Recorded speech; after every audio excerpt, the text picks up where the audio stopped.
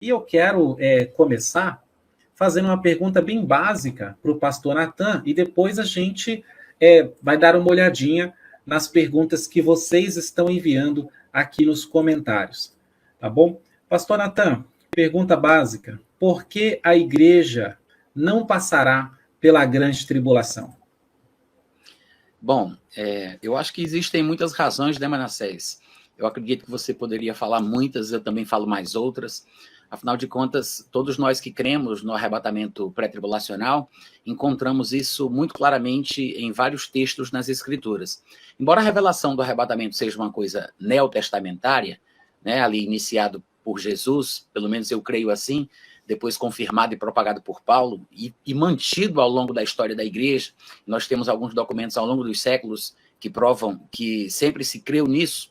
Eu acho que nós temos textos que são suficientemente claros para mostrar que a igreja não está destinada à ira. Simples assim.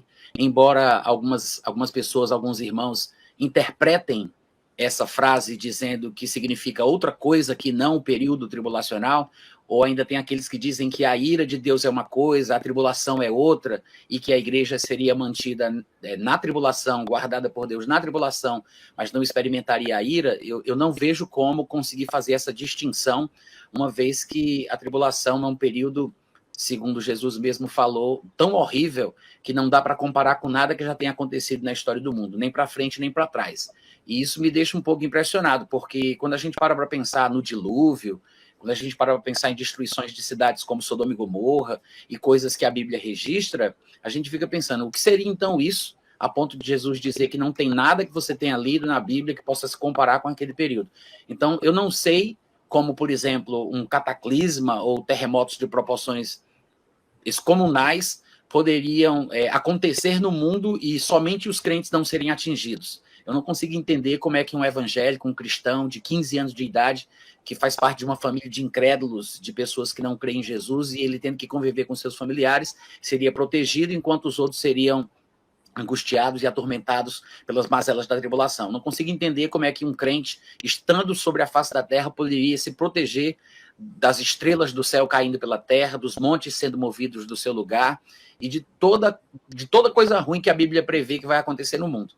Mas, de qualquer forma, eu acredito que nós temos textos que são mais claros do que outros, que mostram o porquê a igreja não experimentará a tribulação, e não tem nada a ver por questão de mérito, não é por causa de mérito, porque às vezes parece que alguns amigos pós-tribulacionistas confundem as coisas.